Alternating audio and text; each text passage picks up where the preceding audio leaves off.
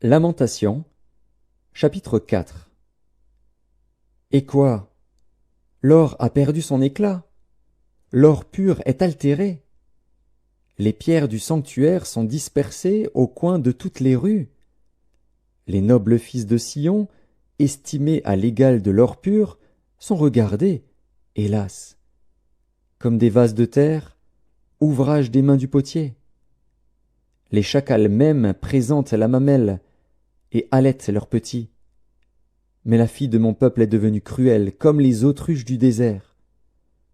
La langue du nourrisson s'attache à son palais, desséché par la soif. Les enfants demandent du pain, et personne ne leur en donne. Ceux qui se nourrissaient de mets délicats périssent dans les rues. Ceux qui étaient élevés dans la pourpre embrassent les fumiers. Le châtiment de la fille de mon peuple est plus grand que celui de Sodome, détruite en un instant, sans que personne ait porté la main sur elle. Ces princes étaient plus éclatants que la neige, plus blancs que le lait. Ils avaient le teint plus vermeil que le corail. Leur figure était comme le saphir. Leur aspect plus sombre que le noir. On ne les reconnaît pas dans les rues. Ils ont la peau collée sur les os, sèche comme du bois. Ceux qui périssent par l'épée sont plus heureux que ceux qui périssent par la faim, qui tombent exténués, privés du fruit des champs. Les femmes, malgré leur tendresse, font cuire leurs enfants. Ils leur servent de nourriture, au milieu du désastre de la fille de mon peuple. L'Éternel a épuisé sa fureur, il a répandu son ardente colère. Il a allumé dans Sion un feu qui en dévore les fondements. Les rois de la terre n'auraient pas cru, aucun des habitants du monde n'aurait cru que l'adversaire, que l'ennemi entrerait dans les portes de Jérusalem. Voilà le fruit des péchés de ses prophètes, des iniquités de ses sacrificateurs, qui ont répandu dans son sein le sang des justes. Ils erraient en aveugles dans les rues, souillés de sang. On ne pouvait toucher leurs vêtements.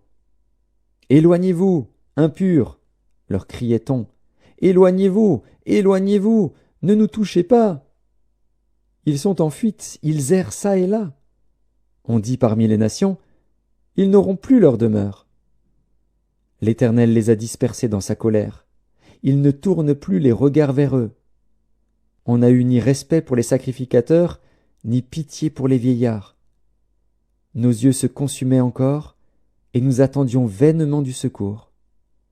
Nos regards se portaient avec espérance vers une nation qui ne nous a pas délivrés. On épiait nos pas pour nous empêcher d'aller sur nos places. Notre fin s'approchait. Nos jours étaient accomplis. Notre fin est arrivée. Nos persécuteurs étaient plus légers que les aigles du ciel. Ils nous ont poursuivis sur les montagnes. Ils nous ont dressé des embûches dans le désert. Celui qui nous faisait respirer, loin de l'Éternel, a été pris dans leur fosse. Lui de qui nous disions, nous vivrons sous son ombre parmi les nations. Réjouis-toi, tressaille d'allégresse, fille d'Édom, habitante du pays d'Utz. Vers toi aussi passera la coupe. Tu t'enivreras, et tu seras mise à nu. Fille de Sion, ton iniquité est expiée. Il ne t'enverra plus en captivité. Fille d'Édom, il châtiera ton iniquité, il mettra tes péchés à découvert.